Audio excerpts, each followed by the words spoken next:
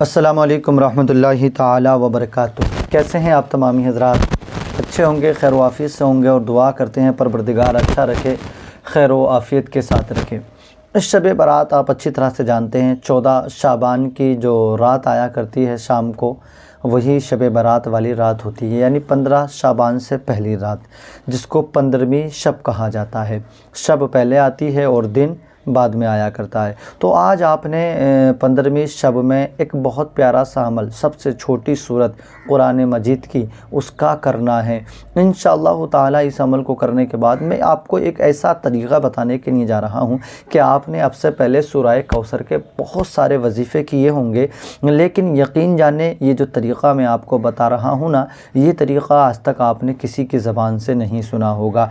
अगर आपने शाबान की 15वीं शब में बैठकर अपने मकान पर यह अमल कर लिया, यकीनन उसके बाद में आपके दिल में जो भी तमन्ना है, जायज़ तमन्ना, अल्लाह करीम उसको पूरा कर देगा। अगर आप बेऔलाद हैं ख़ास कर, तो आप इस अमल को ज़रूर करें। अगर घर में गुर्बत है, परेशानी है, तब भी आप ये अमल करें। इंशाअल्लाह ताला आप देखना दोनों जगह पर यह अमल आपके लिए बड़ा मुफीद साबित होगा।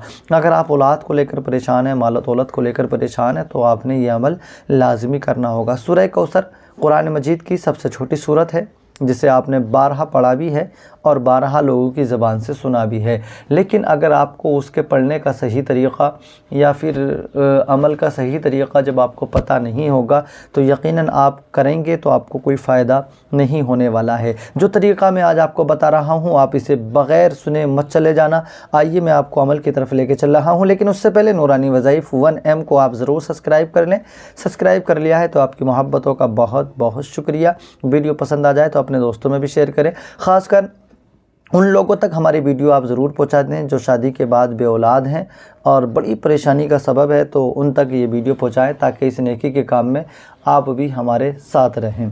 अब आपने करना क्या है वो आप सुन लीजिएगा।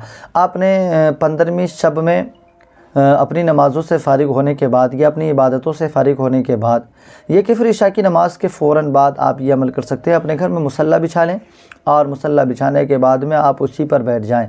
अगर आपको सूरह कौसर ज़बानी याद है तो कुरान मजीद सामने रखने की कोई ज़रूरत नहीं है, और अगर ज़बानी याद नहीं है तो मोबाइल में या कुरान मजीद में देखकर आप पढ़ लीजिएगा। आपने 100 दाने वाली तस्बीह ले लें, जो तस्बीह आपने देखी होगी, जिस तस्बीह के ज़रिए से पढ़ा जाता है ना, तो आपने वो तस्बीह ले लेनी है। सबसे अव्वल में आपने 3 मरतबा दुरूद पाक पढ़ना है। कितनी मरतबा? 3 मरतबा। 3 मरतबा दुरूद पाक पढ़ने के बाद में आपने फिर एक तस्बीह अस्तग़फ़ार की पढ़नी है। अस्तग़फ़िरुल्लाह, अस्तग़फ़िरुल्लाह, अस्तग़फ़िरुल्लाह। इस तरीके से एक तस्बीह आप अस्तग़फ़ार की पढ़ लीजिएगा। उसके बाद में आपने 7 तस्बीह सूरह कौसर की पढ़नी है। सिर्फ़ एक दिन का ये अमल है। 7 तस्बीह सूरह कौसर की आपने पढ़ लेनी है। बिस्मिल्लाहिर्रहमानिर्रहीम, इन्ना आतैनाकल कौसर फसल्लि लिरब्बिका वनहर, इन्ना शानिअका हुवल अबतर। इस तरीके से आपने इसको 7 तस्बीह पढ़ लेना है। उसके आखिर में फिर 3 मरतबा दुरूद पाक पढ़ना है।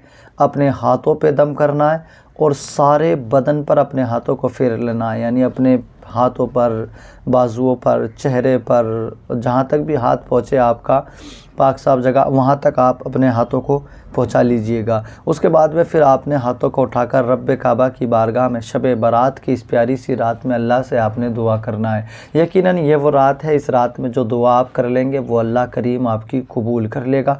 औलाद नहीं है तो औलाद के लिए, माल नहीं है तो माल के लिए, कोई और परेशानी है तो उससे छुटकारे के लिए आप हाथों को उठाकर अल्लाह से दुआ करें। जो भी कर लेंगे जायज़ दुआ, अल्लाह आपकी वो कबूल कर लेगा। रब्ब करीम मेरी तमाम बहनों को औलाद की नेमत से माला माल फरमाए। जो अभी तक हमारी बहन इस वीडियो को देखे हैं, भाई हैं, अगर बेऔलाद हैं तो उन्हें भी औलाद की नेमत से सरफराज फरमा। तमाम परेशानियों से हमारी हिफाजत फरमा। आमीन। खुदा हाफिज़।